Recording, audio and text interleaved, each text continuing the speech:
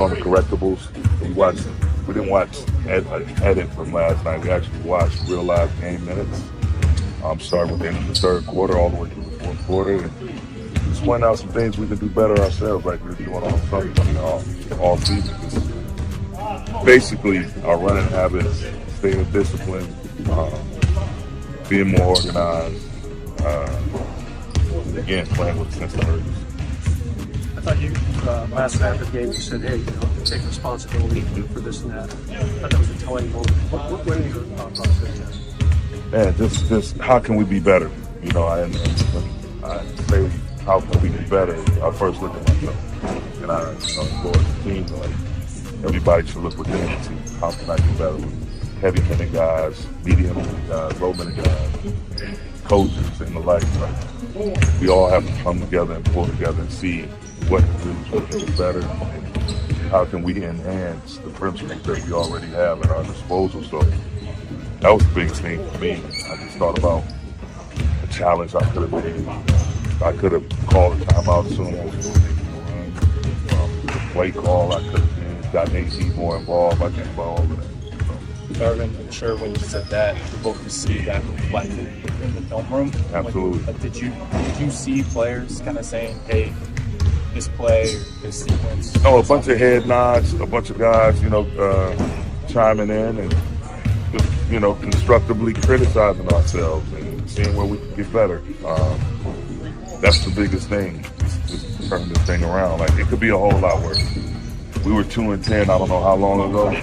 7-12 now. We're making some ground. It's a tough one to drop last night, but we all understand. The sun comes up again tomorrow. NBA, you don't have too long to feel sorry for yourself. You have to get back on the horse and start riding again. That's what we plan to do. Player tracking data showed that AD only had 4 touches in the last 3 minutes. No shots. The ball was only in his hand 10 seconds. How can that be fixed so that it doesn't? Something like that doesn't happen, where AD doesn't get the ball in a close game and get an opportunity. Just to move him around like we've done, whether we're calling them post up for him, calling them up in a pick and roll, throwing the ball to him, having someone come screen for him, getting them involved in dribble handoff, a variety of ways. We have enough things in our package where we can get him touches. And again, that's something we got to do better. I myself have to do better, for sure. You guys are going to give size on the wing pretty regularly. How can you guys keep, did you feel that down the stretch, especially with their rebounding, and how are you guys going to be able to counter? I mean, it's fundamental basketball, man. The shot goes up, you go put a body on someone, no matter how big they are, how strong they are, if you hit them first and you move in a legal manner, and everyone is participating, all 5 guys, I mean, you still can rebound at a high rate. So we just got to get back to fundamentals in that department of the game, because again, it's bit us in the behind, like long rebounds, free throw line rebounds, 50-50 balls. We got to do a much, much better job of corralling those to get those, so we can hold teams to only 1 possession. Because again, those second and third opportunities to turn into dunks and threes, making it extremely difficult to hold a lead or get back into a game. No, but I would assume Pat available tomorrow. Yes, available. How do you want to handle this flooding guard? What about some break? Is that something discussed? We'll see. Because you always hear guys in that position. They get hurt.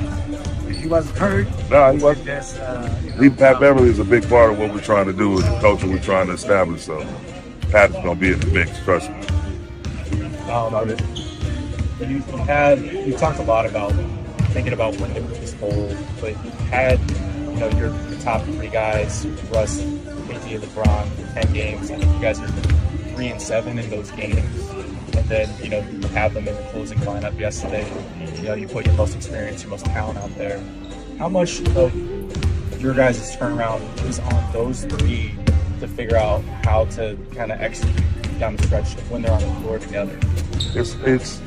I just feel like, again, I said it earlier, us doing things with a sense of purpose, a sense of urgency, and just staying organized. And it's just not on those 3, it's also on the other 2 guys, whoever the other 2 guys are out there, whether it's just AD and Russ or AD and Bron. You know, it's a 5-man sport. And so everyone has to be involved in trying to get us the best opportunity that we probably possibly can have and extract when we get into the latter stages of the game. And it's not just on those two. How's LeBron's left ankle? He had it checked out. You know, we'll see what the results are and see where he's at with it tomorrow. When something like last night happens, obviously the team can kind of be stung from it, or they can stick together. What do you sense of the demeanor? I just say that people pissed off that we allowed that to happen. They also saw the potential in us coming out and early fourth quarter minutes being dominant. And what can happen if we choose to play the right way consistently.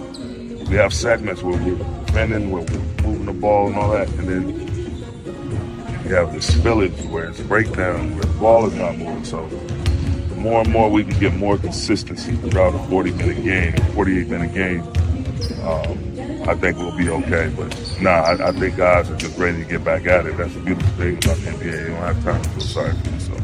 Several guys reference kind of the ISO heavy nature of the stretch last night.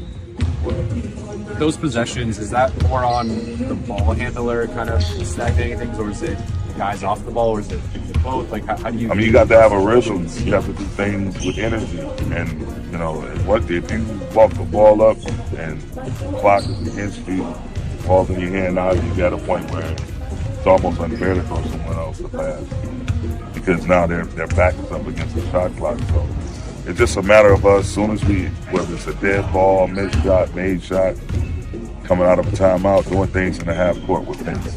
Especially, we always stress our running at transition, getting our spots early so we can get to multiple options within our set. So that's the biggest thing. Just doing things with pace in the half court and full court.